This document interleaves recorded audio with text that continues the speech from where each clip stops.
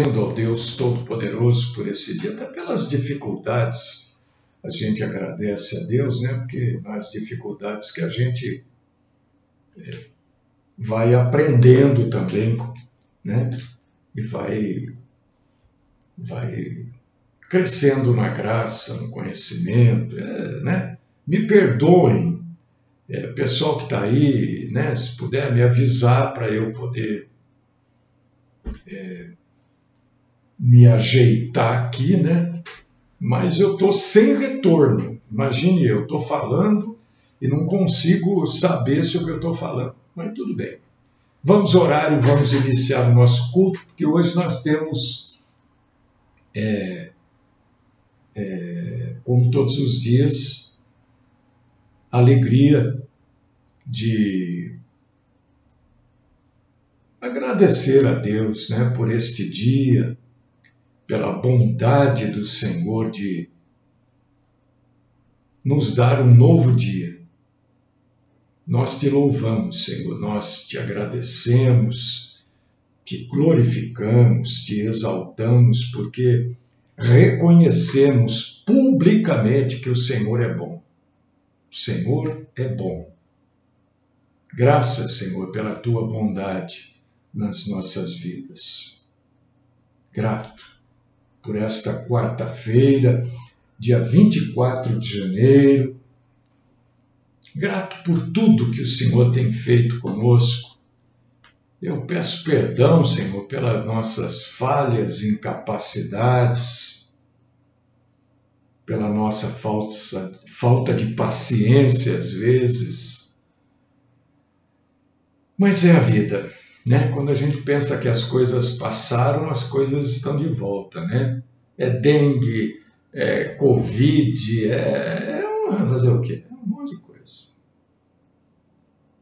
Recebe-nos como adoradores do Senhor nesta manhã e fala conosco, fala conosco, Senhor. E eu te exalto, eu te glorifico, eu te engrandeço, no nome do nosso Senhor e do nosso Salvador, Jesus Cristo. Amém. Vamos lá? Vamos trabalhar aqui nesta manhã. Deixa eu tomar o meu café. Olha, gente, não está fácil. Não está fácil. Respirar fundo, né? E vamos lá. Hoje, eu vou falar aqui sobre... É claro que existem mais passagens da Bíblia que ninguém cita, ninguém fala, ninguém prega sobre elas. Existe um monte, eu não sei quantas, né? Mas eu vou citar 3 delas aqui. 3 são coisas curiosas, né, que estão na Bíblia. E ninguém prega sobre elas. Eu, pelo menos, tenho aí já mais de 3 décadas de convertido, mais de 3. Nunca ouvi nenhuma pregação sobre essas 3 passagens aqui. Existem outras, hein? E eu quero... é verdade, eu preciso falar isso para vocês antes de iniciar. Amanhã, quinta-feira, dia 25, lembra, todo ano eu falo para vocês do relógio do fim dos tempos. Lembra disso? No ano passado, mais ou menos nessa época aqui, eu falei, olha, mexeram no relógio lá, né? Eu não lembro, é um relógio humano, né? Acho que fica na Suíça, na Suécia, não sei. E é um modelo de relógio, né? E conforme esses cientistas que criaram esse relógio, conforme o mundo vai se aproximando do fim dos tempos, eles vão lá e mexem no ponteiro. Uma vez por ano eles mexem no ponteiro. E amanhã é dia deles mexerem nesse ponteiro aí. Eu não lembro quanto, acho que está marcando, eu não tenho certeza, acho que é 1 minuto, 90 segundos para o fim dos tempos. E amanhã vai ser mexido. Então, vamos ver, vamos ficar curioso para saber, né, o que cientistas vão colocar lá no ponteiro, lá, de quanto eles imaginam que estamos para o fim dos tempos. Se vocês quiserem saber mais deste assunto, a internet fala.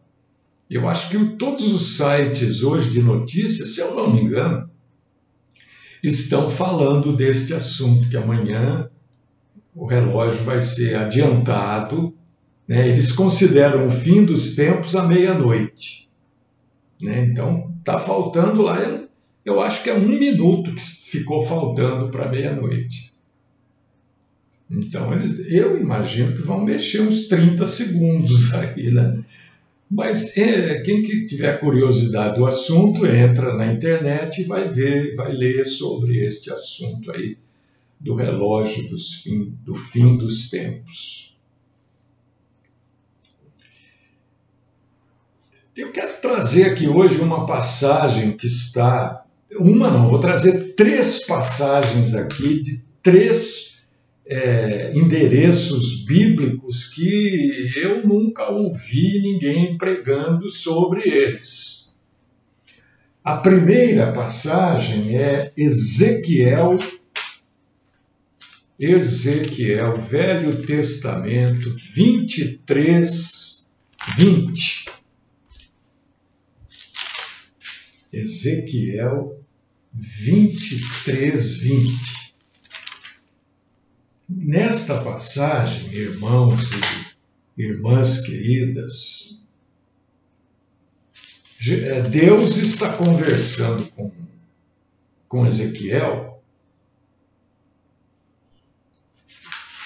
e está falando aqui nesta passagem. Você leu aí? Eu vou ler aqui esta passagem. Ezequiel 23, 20. Inflamou-se pelos seus amantes, cujos membros eram como de jumento, e cujo fluxo é como o fluxo de cavalos. Eu nunca ouvi ninguém pregando sobre esta passagem. Deus aqui está conversando, isso foi antes, obviamente, do nascimento de Jesus, né? E Deus está conversando com Ezequiel e ele fala, se você for ler o contexto do que ele está falando, Deus está conversando com Ezequiel sobre 2 prostitutas. E Deus está relacionando, nesta conversa com Ezequiel, essas 2 prostitutas, ele faz uma relação sobre as terras de Jerusalém e Samaria. Eu já falei para vocês que os samaritanos, assim, são judeus, né? São primos dos judeus. Então, o nosso Senhor Deus está falando, ele está tratando nesta passagem, ele fala de 2 prostitutas e ele relaciona uma prostituta como se fosse Jerusalém e a outra prostituta como se fosse Samaria. E você vê como Deus... Eu sempre brinco, né? Porque já falei isso também, numa determinada quando fazia aquele rádio comunitário e tal,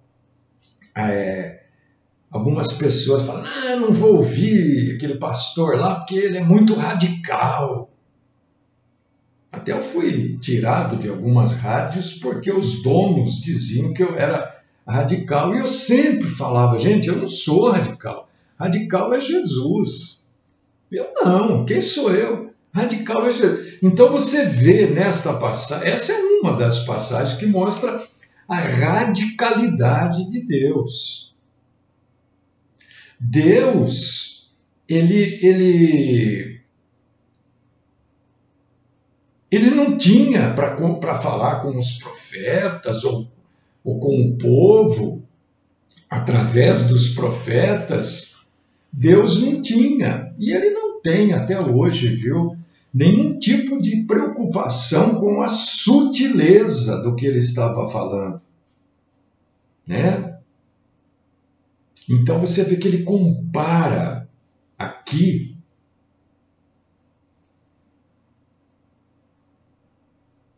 aquele povo de Jerusalém.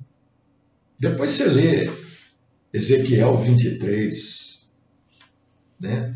Ele compara a este povo de Jerusalém naquela época, né? Naquela situação que estava sendo abordada, naquele contexto, e o povo de Samaria, ele compara a duas mulheres da vida, duas rameiras, duas prostitutas, né? E ele diz que tanto uma quanto outra, tanto Jerusalém como Samaria, eram como dois jumentos. Você sabe que o jumento tem um falo, um membro muito grande. E o cavalo também, para que ele possa fecundar, né? Porque pela posição da égua, o membro precisa ser grande para que ele atinja o ponto, né? Quando ele vai ejacular, vai depositar ali o sêmen, e para que ele possa engravidar a fêmea, né? Se for um membro que não atinja ali, a gravidez vai ficar muito difícil de acontecer. Então, tanto o cavalo quanto o jumento e outros animais têm membros muito grandes, grandes comparado com o do homem, né? Grande comparado com outros seres que a fêmea é mais fácil de ser fecundada e não precisa ter um membro tão grande. Não há necessidade. Entendeu? Então, o nosso Senhor está dizendo aqui, ele está comparando, Deus está comparando o membro de um cavalo e de um animal e a ejaculação de um cavalo e de um jumento, né? Ele está comparando ao judeu da época e os samaritanos da época. Olha só. Então Deus é um negócio assim, é uma coisa fantástica, né? E se você vai ler, você vai entender perfeitamente esta passagem, né? Você vai falar, mas como Deus nos faz entender as coisas, né? Então, Ezequiel 23, 20, né? Ele compara Jerusalém e Samaria com duas prostitutas, né? E duas prostitutas, obviamente, mantendo relação sexual e faz alusão ao tamanho do membro de um jumento, né? E a quantidade de esperma que um cavalo expõe na hora do ato sexual. Olha só, parece, né? Se a gente for pregar e falar hoje, ai, que coisa grosseira, olha aquele pastor falando, e Deus sempre falou, se você, né, tem outras passagens na Bíblia, tem passagens bíblicas que ninguém prega. Essa é uma delas. Mas Deus não tem vergonha de falar as coisas. Nós temos vergonha porque nós somos pecadores. Quando eu estou falando aqui do tamanho do membro de um jumento, né, as pessoas já estão, ai, olha o que ele está falando, mas é uma necessidade. Se o jumento tivesse um membro de 15 centímetros, 16, 17, 20, não ia fecundar a égua, a jumenta, não ia fecundar, porque não ia atingir lá a posição, o local certo na hora da ejaculação. Então Deus é perfeito e Deus muitas vezes ele compara, né? Ele faz alusão, não é que ele compara o ser humano a um animal. E quando ele faz isso, ele está mostrando como o ser humano se rebaixa muitas vezes. Ele está dizendo aqui como esse povo se diminuía, se rebaixava, né? Ao ponto de ele comparar Jerusalém e Samaria a uma relação sexual de um cavalo ou de um jumento. Isso é ser rebaixado. Porque o cavalo e o jumento não são imagem e semelhança de Deus. Nós é que somos. Então, esta é uma das passagens bíblicas, né, que ninguém prega. Ninguém traz isso dizendo, olha, eu não sei, você já tinha lido isso na Bíblia? Você já tinha observado essa comparação na Bíblia Sagrada? Ezequiel 23, 20. Dá uma olhada, leia. Leia, não é para ficar com vergonha. Ninguém está falando isso como pornografia, né? Isso acontece mais com homem, que se preocupa com o tamanho do seu membro. Outros se vangloriam, outros têm vergonha. E olha como Deus trata isso. O homem, se tiver, tem. Agora, o homem não precisa ter um membro de 25 centímetros. Não há necessidade disso, nenhuma. Porque o órgão reprodutor da mulher não está nesta profundidade. Entendeu? Você está me entendendo? Deus está comparando aqui a duas prostitutas. Você sabe que a prostituta vive de relacionamentos sexuais.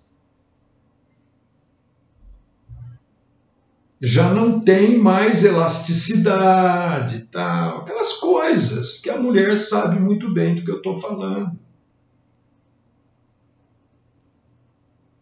Então, isso tudo, esta passagem, Ezequiel 23, oh meu Deus, olha o tempo, também, né, mostra como determinadas coisas são baixas, são rasteiras, e não podem, não devem fazer parte da nossa vida. Determinadas preocupações que normalmente os homens têm. Uma outra passagem curiosa, que ninguém prega também, e eu vou convidar você para abrir, é Números 16, 31 ao 32. Poderia falar muito, mas no nosso tempo aqui, eu perdi tempo, que o negócio aqui não funcionou. Está funcionando, eu só não estou ouvindo, né? E é difícil a gente falar e não ter o retorno do fundo musical, tal, aquelas coisas. Eu estou acostumado com isso, né? Então, que é? Números, né? Números, vamos lá? 16, 31, 32. Olha só que coisa curiosa que eu estou trazendo hoje. Passagens bíblicas que ninguém prega. Se você já ouviu alguma pregação, você diz, eu já ouvi, tal, que bacana. Eu acho interessante que alguém... Eu, por exemplo, não ouvi, as pessoas que eu conversei já também nunca ouviram. Números 16, 31, 32. Olha só esta passagem, gente. Depois você vai falar para mim se você já tinha lido, e se você leu, se é uma coisa que você prestou atenção, que você leu e de vez em quando você vê as coisas acontecendo no mundo, e você fala, olha, eu li aquela passagem da Bíblia, olha que interessante, meu Deus, será que tem alguma ligação? Eu vou ler com você, Números 16, 31, 32.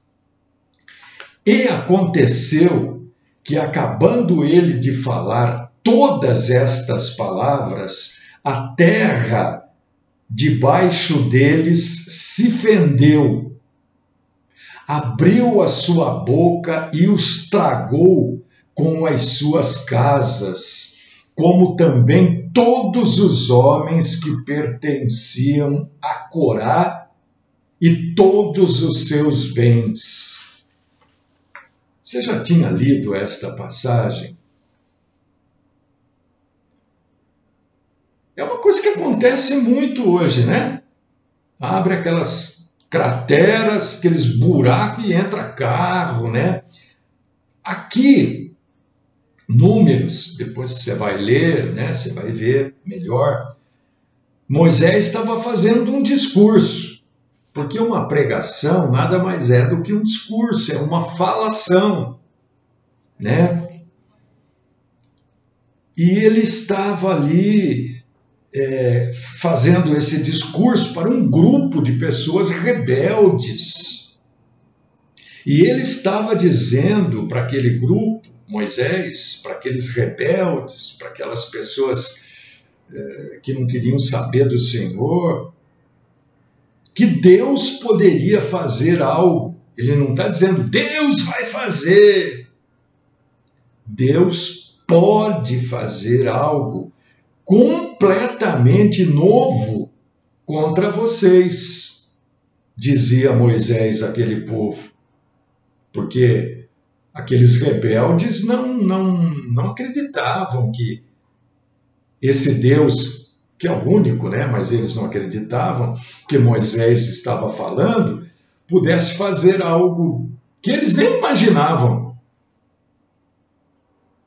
né?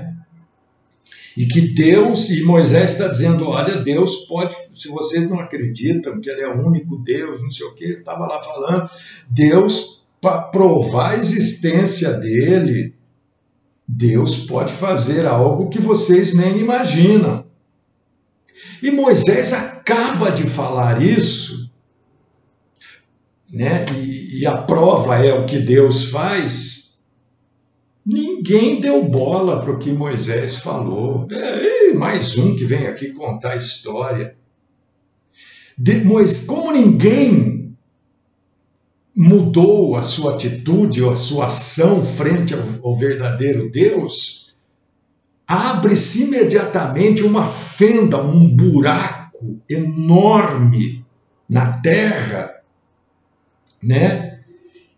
O chão se abre, engole toda aquela gente, mas não engole só as pessoas que estavam ali, aquele buraco aberto por Deus no solo engole a família daquelas pessoas, engole a casa daquelas pessoas, os animais tudo que era daquelas pessoas que estavam ouvindo e não se converteram a Deus. É um negócio assustador. É um negócio assustador o que está aqui em Números 16, 31, 32. Quando tem alguém pregando a verdadeira palavra de Deus, porque hoje também é difícil da gente encontrar a verdadeira palavra de Deus, né? Tem mais essa. Mas quando tem alguém pregando a verdadeira palavra de Deus e as pessoas não dão ouvido, não querem saber, né? Ficam trocando figurinha, muitas vezes no banco da denominação. Deus pode hoje, e faz, viu? É que as pessoas não correlacionam com esta passagem, por exemplo, Números 16, 31, 32. Deus pode fazer coisas trágicas. E depois não adianta chorar, não adianta. Então, essa é outra passagem que ninguém prega sobre ela. Você vê como Deus trata com o rebelde, com aquele que não reconhece a grandeza, a soberania dele, porque ele faz o que ele quer, você goste ou não, você aceite ou não, você acha que é injustiça ou não, Deus faz. Então, essa é outra passagem bíblica, Números 16, 31 e 32. Depois você lê, veja o contexto direitinho. Tá? Essa é outra passagem bíblica que ninguém prega. Ninguém prega. Está na Bíblia, ó, ninguém prega. E a maioria de nós, queridos irmãos e queridas irmãs, não leu ou leu e não botou reparo. Passou, leu, só leu e passou. Nem lembra mais que leu. E a terceira, existem outras, mais de sei lá quantas aí, dezenas de passagens bíblicas que ninguém prega. Eu trouxe 3. Né? A terceira eu fui buscar no Novo Testamento. Porque eu trouxe 2 do Velho, eu estou trazendo uma do Novo. É Gálatas, capítulo 5, versículo 12. Também eu nunca ouvi ninguém pregando nada sobre esta passagem. Gálatas, capítulo 5, versículo 12. Espera aí, irmãos, que hoje eu estou todo enroladinho aqui, viu? Eu vou contar para vocês, viu? Esse negócio que aconteceu aqui de não funcionar, ele me deixou meio. Gálatas 5,12. Vamos ler? Vamos ler. Cadê? Perdi o 12 aqui. Onde que está? Está aqui. Olha só, é Paulo. Paulo falando. Tomara até se mutilassem os que vos incitam à rebeldia. Se você for ler o capítulo 5, até aqui, né, você vai entender o que Paulo fala, né? Ele está dizendo, olha, eu gostaria que vocês que fossem cortados aqueles que vos estão colocando inquietos. Cortados o quê? Do que Paulo está falando? Né? Que ninguém prega também sobre isso. Ele está falando aqui de um debate que começou a surgir na época dele sobre a circuncisão. Circuncisão, você sabe, né? É pegar o pênis do homem e cortar aquela pele que recobre a glande, que é chamada a cabeça do pênis. Aquela pele, em algumas... o judeu, 7 dias depois que a criança nasce, eles vão lá e fazem uma operação chamada de a gente pode chamar aqui de operação de fimose, grosseiramente dizendo. É a circuncisão. Aí a cabeça fica exposta, porque aquela pele é cortada, retirada. Isso é circuncisão. E estavam lá um bate-boca entre o pessoal lá. E Paulo, né, esse assunto voltou algumas vezes à baila lá na época. E Paulo, numa dessas cartas que ele escreve aos Gálatas, Paulo fica tão irritado, mas tão irritado, que esse assunto vai e volta, vai e volta, vai e volta, né? Que ele diz, olha, se vocês estão tão preocupados com esse assunto da circuncisão, porque a circuncisão era algo específico, até hoje, algo específico dos judeus, não é para os gentios, é para os judeus. Mas começou esse bate-boca, essa conversa que os gentios convertidos deviam fazer, não fazer e tal. Paulo fala, olha, vocês que estão tão preocupados com este assunto, vocês deveriam, na verdade, cortar o Bilal de vocês. É isso que ele está dizendo aqui. Tomar até que mutilasse os que vos incitam à rebeldia. É isso que Paulo está dizendo. Vocês que estão tão preocupados, por que vocês não cortam um pedaço, pelo menos, do Bilal de vocês? Fiquem sem. É isso que ele está dizendo. Ninguém prega também sobre isso. Vocês estão preocupados em cortar um pedacinho de pele, né? Vocês deveriam cortar ele inteiro, para que acabasse com esse debate, com essa discussão sobre o assunto. Você vê que Paulo se irrita com determinadas coisas, né? Então ele fala, pô, se tirar um pedacinho de pele está causando esta confusão, precisa, não precisa, deve, não deve. Fala o seguinte, corta tudo, corta o pênis inteiro, acaba com o assunto. Acaba com o assunto. Né?